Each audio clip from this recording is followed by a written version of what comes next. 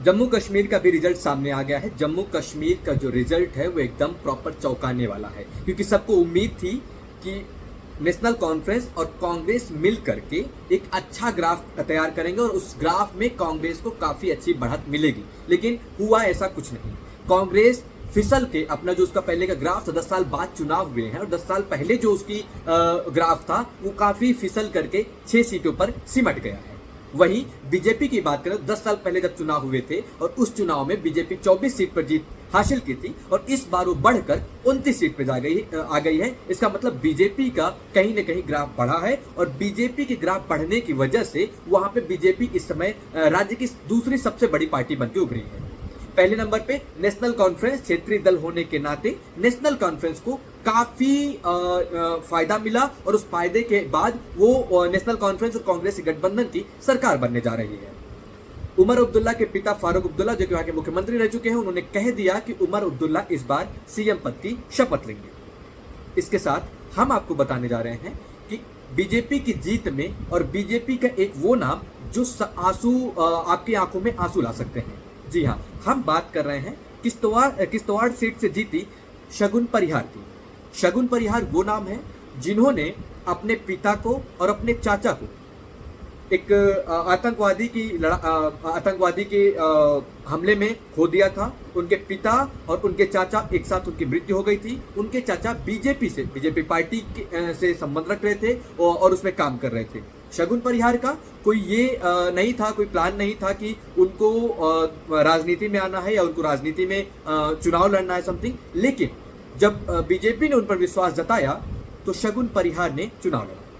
शगुन परिहार को जिता करके वहां की जनता रो रही है।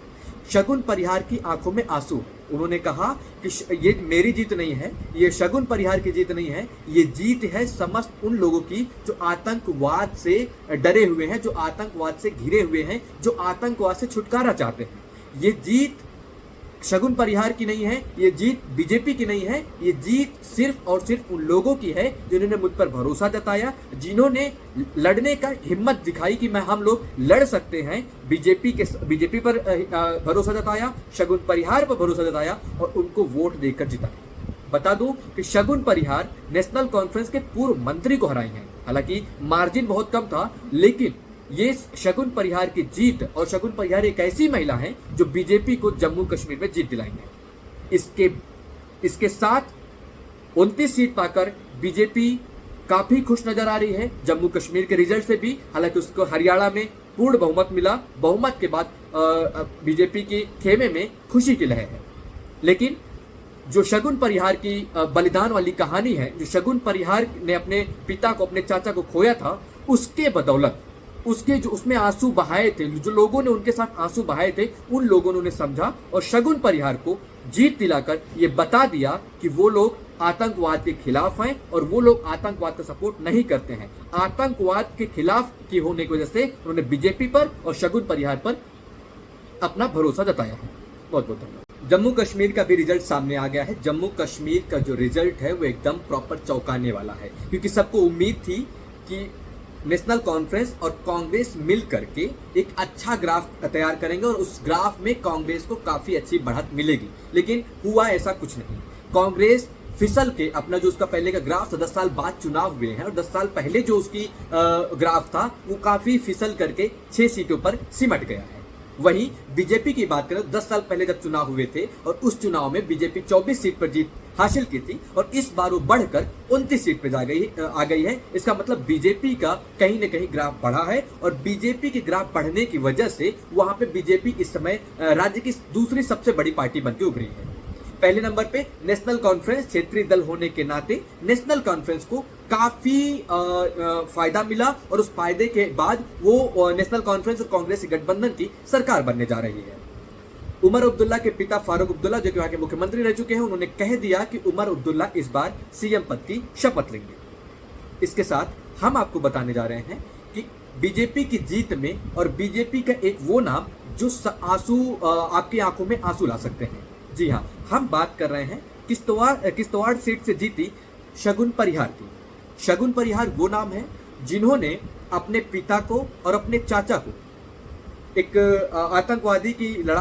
आतंकवादी के हमले में खो दिया था। उनके पिता और उनके चाचा एक साथ उनकी मृत्यु हो गई थी। उनके चाचा बीजेपी पार्टी से संबंध रख रहे थे और उसमें काम कर रहे थे। शगुन परिहार का कोई ये नहीं था, कोई प्लान नहीं था कि उनको राजनीति में आना है या उनको राजनीति में चुनाव लड़ना है समथिंग। लेकिन जब बीजेपी ने उन पर विश्वास जताया तो शगुन परिहार ने चुनाव लड़ा। शगुन परिहार को जिता करके वहां की जनता रो रही है।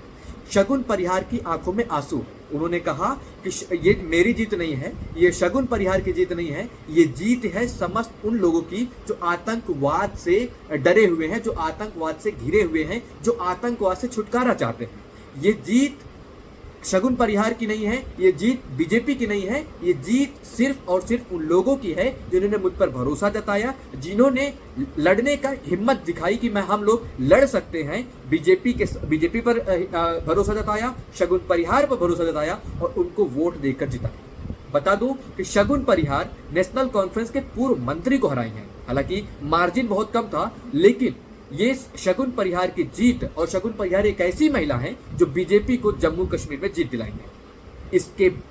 इसके साथ 29 सीट पाकर बीजेपी काफी खुश नजर आ रही है जम्मू कश्मीर के रिजल्ट से भी। हालांकि उसको हरियाणा में पूर्ण बहुमत मिला। बहुमत के बाद बीजेपी के खेमे में खुशी की लहर है।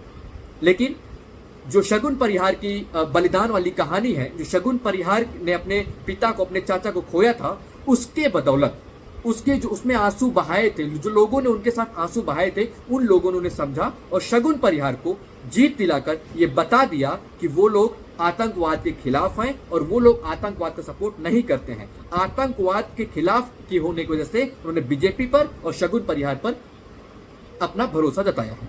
बहुत बहुत धन्यवाद। जम्मू कश्मीर का भी रिजल्ट सामने आ गया है। जम्मू कश्मीर का जो रिजल्ट है वो एकदम प्रॉपर चौंकाने वाला है, क्योंकि सबको उम्मीद थी कि नेशनल कॉन्फ्रेंस और कांग्रेस मिल करके एक अच्छा ग्राफ तैयार करेंगे और उस ग्राफ में कांग्रेस को काफी अच्छी बढ़त मिलेगी। लेकिन हुआ ऐसा कुछ नहीं।